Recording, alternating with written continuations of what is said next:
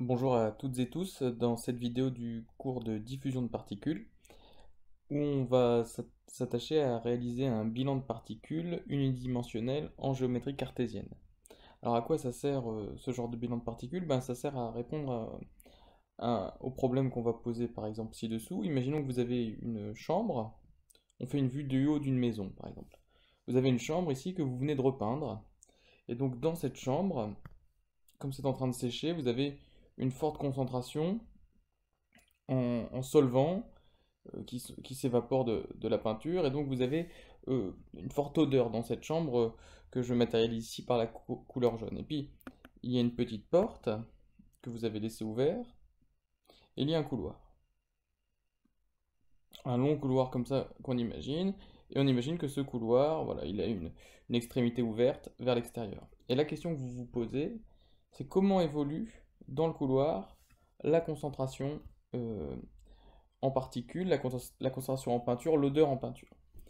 Et donc, pour répondre à cette question, il va falloir déterminer l'équation de la diffusion des particules de la chambre vers le couloir. Et pour faire ça, il faut faire un bilan de particules. Alors, on a introduit des grandeurs, qu'on va rappeler ici rapidement, qui vont permettre de traiter le problème.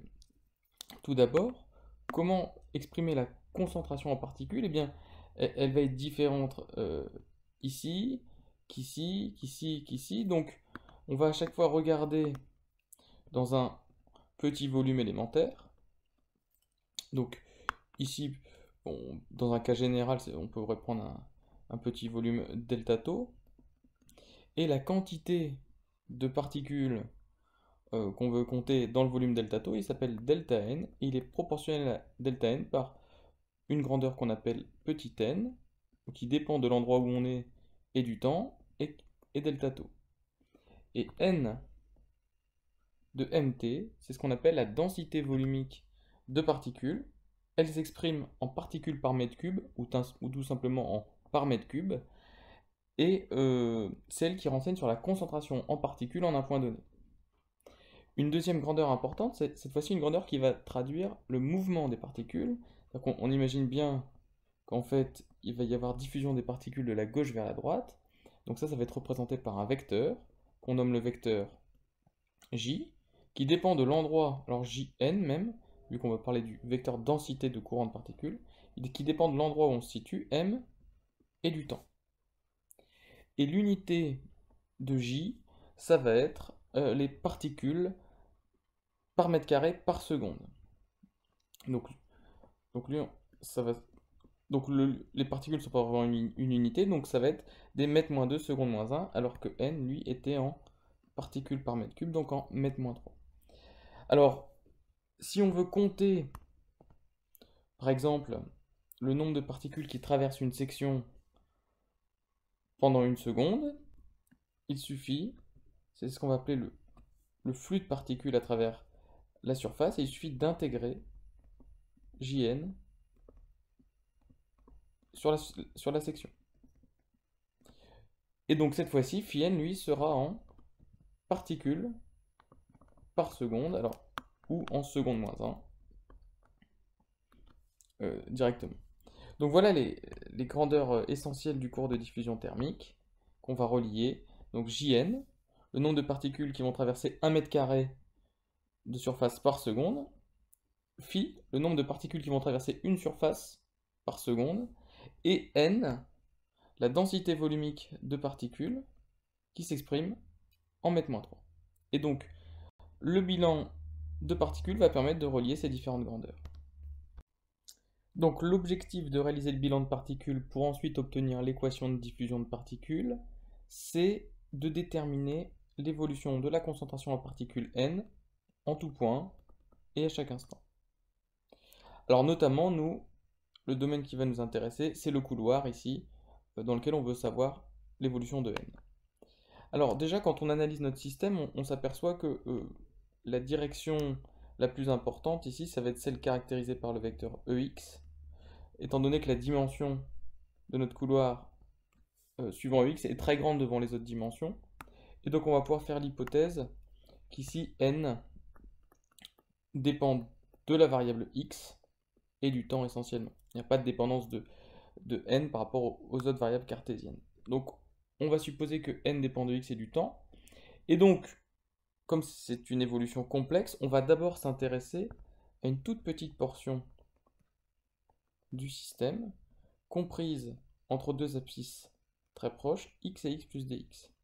Comme ça, on découpe l'espace de manière à se ramener à un système simple. Donc notre système, ça va être la portion entre x et x plus dx. Et comme n dépend également du temps, on va s'intéresser à une évolution entre deux instants très proches. Et donc on va faire un bilan de particules. Bilan de particules entre t et t plus dt. Voilà ce que nous allons faire. Alors, notre système, on peut tout de suite lui donner son volume. C'est un volume élémentaire. Donc, si on appelle S la section du couloir, eh bien, le volume de notre système assuré, ce sera S fois dx. On peut aussi compter le nombre de particules dans le système. Donc, le système étant infinitésimal, ce nombre de particules est lui-même infinitésimal, d'où la présence du delta. Et ce nombre de particules, eh bien, il va être égal à la densité volumique de particules, c'est-à-dire le nombre de particules par mètre cube au niveau du système, fois le volume du système delta V. Autrement dit, ce sera n fois S fois dx.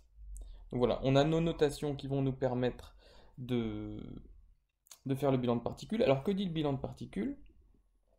Eh bien, l'objectif du bilan de particules, c'est de compter l'évolution des particules dans notre système.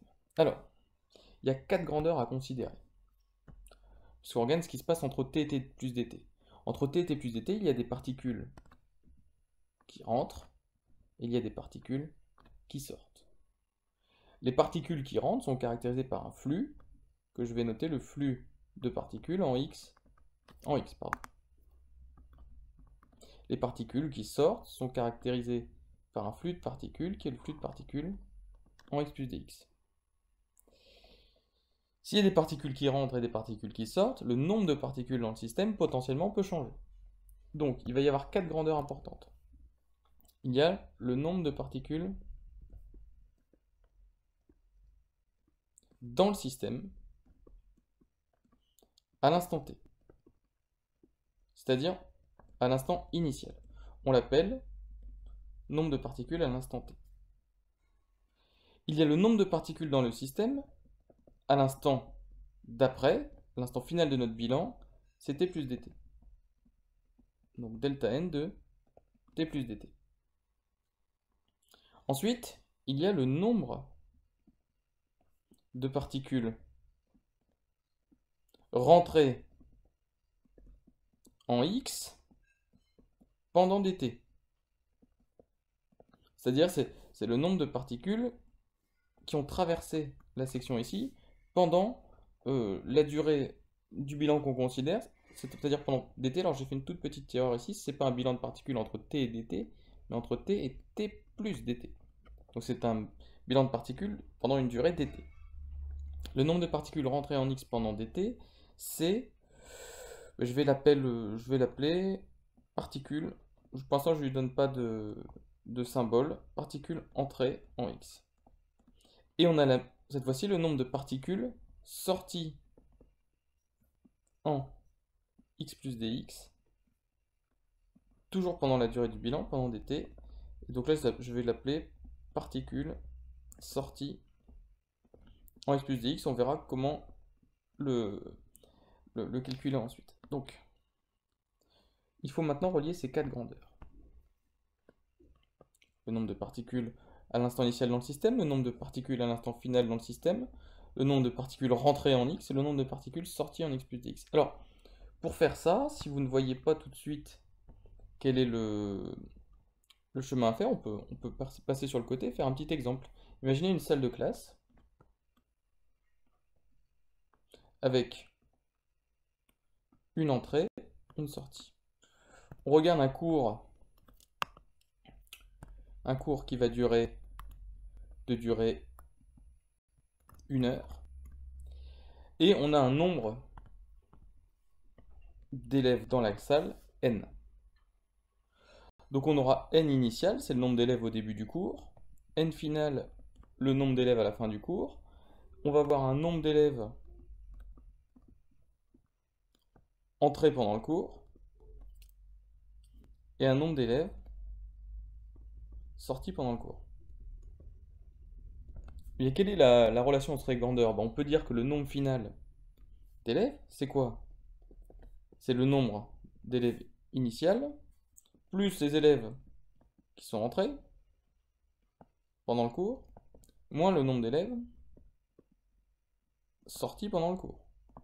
Autrement dit, si vous aviez 30 élèves au départ, qu'il y en a 5 qui sont arrivés en retard, et 2 qui sont partis parce qu'ils étaient malades, et bien à la fin du cours, il y a combien d'élèves? Il reste combien d'élèves dans la salle? Eh bien il reste 30, plus les 5 qui sont rentrés, moins les 2 qui sont sortis, c'est-à-dire 33, dans le cours de durée 1 heure. Donc autrement dit, si maintenant on fait la même chose mais sur notre système, le n final c'est le delta n, c'est le nombre de particules dans notre système à la fin, le n initial c'est le nombre de particules dans notre système. Puis là on a les particules entrées en x et sorties en x plus dx. Donc on va revenir à notre bilan. Donc ça c'est un petit aparté, c'est pas à mettre dans la démonstration, c'est juste pour bien comprendre la notion de bilan de particules. Donc si on revient sur notre système x et x plus dx, donc système, hop, hop, l'entrée étant x, la sortie étant x plus dx, et le nombre de particules dans le système delta n à l'instant final, ça va être delta n à l'instant initial, plus les particules entrées en x, moins les particules sorties en x plus dx. Alors, bien sûr, entrée et sortie pendant la durée dt du bilan. Ça, c'est essentiel. C'est ce qu'on vient d'écrire. C'est ça qui permet ensuite... c'est le point de départ du bilan qui permet ensuite de dérouler, d'arriver à l'équation attendue. Donc, on va exprimer chaque terme. Je peux faire passer à gauche delta n de t plus dt moins delta n de t égale particules entrées en x moins particules sorties en x plus dx. Alors, les particules entrées en x, c'est finalement le flux de particules en x. Mais ça, c'est le nombre de particules qui rentrent par unité de temps, par seconde. Donc ici, l'expérience a duré dt secondes.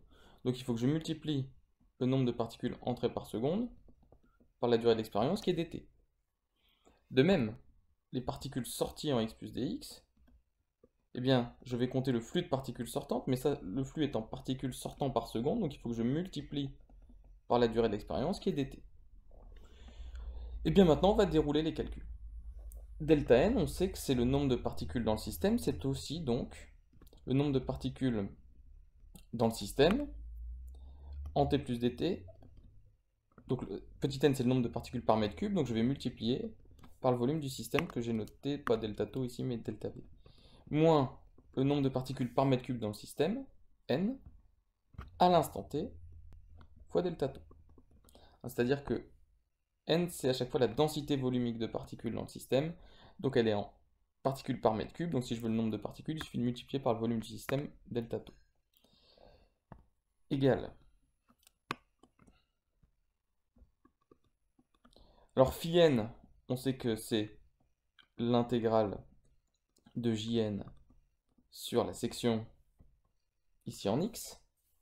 Donc on va intégrer Jn sur cette section, c'est-à-dire que Jn sont des vecteurs comme ça perpendiculaires à la section, donc j'intègre Jn ds en x. Donc, hop. dt, moins la même chose, cette fois-ci sur cette section, mais qui est identique. Jn de x plus dx, ds, dt. Alors, pardon, ici j'ai encore mis un delta tau, c'est delta, désolé. Donc, j'ai ici n de t plus dt moins n de t delta v égale... Alors, en fait, ici, on s'aperçoit que le vecteur delta s, il est perpendiculaire à la surface, donc il est collinaire à Jn. Donc ici, on peut complètement enlever les vecteurs. On pourra le faire aussi. On peut le faire en x et en x plus dx. Et en plus, sur une surface, par exemple sur cette surface-là, x est constant. Donc Jn ne dépendant que de x, il est constant aussi, je peux le sortir, ce qui fait que on a ici Jn de x s dt moins Jn de x plus dx s dt, puisqu'il restera la somme des delta s qui fera la section, si vous faites le calcul détaillé. Alors voilà, et puis, il ne nous reste plus qu'à appliquer le théorème de Taylor ici, donc il va dire qu'ici on a d rond n sur d rond t dt delta v, mais delta v c'était s dx, égale, alors ici on peut factoriser par s dt, il reste jn de x moins jn de x plus dx, et ça va écrire que d rond n sur d rond t dt s dx égale s dt, avec un théorème de Taylor on aura moins d rond jn sur d rond x, dx. Et donc, beaucoup de choses se simplifient, et on arrive à l'équation du bilan de particules à l'échelle infinitésimale, à l'échelle locale. Le bilan de particules donne d rond n sur d rond t plus d rond jn sur d rond x égale 0. Et en fait, on retrouve une expression très proche de celle du bilan de charge lorsqu'on avait étudié un conducteur électrique, ou du bilan d'énergie lorsqu'on était dans le cours de diffusion thermique. On a encore ici une équation de conservation à l'échelle locale. Donc, pour passer à la dernière ligne, j'ai bien sûr simplifié par dt, par s, par dx. Partout. Alors, ce sur quoi je voudrais attirer votre attention, c'est sur une notation que j'utilise, qui est par exemple celle-ci, ou celle-ci. En fait, on avait vu, si on revient sur celle-là, que n, normalement, est une fonction de deux variables. N dépend de x et de t. Or, je n'écris ici que n de t. En fait, je n'écris que la variable qui va être sensible dans l'étude qu'on est en train de faire. C'est-à-dire que là, quand on fait le bilan, on s'intéresse au nombre de particules finales par rapport au nombre de particules initiales, qui se répertorient ici. Donc c'est vraiment le temps qui varie, et donc je n'écris que n de t. En fait, je pourrais écrire n de x t plus dt moins n de xt. C'est juste par commodité d'écriture et par gain de temps qu'on ne met que la variable dont la variation est essentielle dans le bilan qu'on est en train de faire. De même, Jn dépend a priori de x et t, mais quand on regarde les particules qui rentrent, c'est en x, et les particules qui sortent, c'est en x plus dx. Donc je ne mets que la variable x à chaque fois, puisque c'est celle qui nous intéresse dans le bilan à l'endroit où on est. C'est pour ça qu'ici apparaissent non pas des dérivées droites, mais des dérivées partielles, parce qu'en réalité, ici, je pourrais très bien rajouter virgule t, et ici, virgule t. Et d'ailleurs, on peut le faire et il n'y a aucun problème avec ça, d'accord? Mais donc il faut comprendre que les variables qui ne sont pas indiquées sont les variables qui ne varient pas lors du bilan, et ça c'est juste pour simplifier l'écriture. Donc voilà l'expression du bilan de particules, on va s'arrêter là. On verra juste qu'après, si on introduit la loi de Fick à l'intérieur, Jn égale moins d gradient de n, et qu'en plus on est en coordonnées que n ne dépend que de x, en coordonnées cartésiennes, unidimensionnelles, on va avoir cette expression, et l'insertion de la loi de Fick dans le bilan de particules nous donnera l'équation de diffusion de particules, et on verra ça un petit peu plus tard.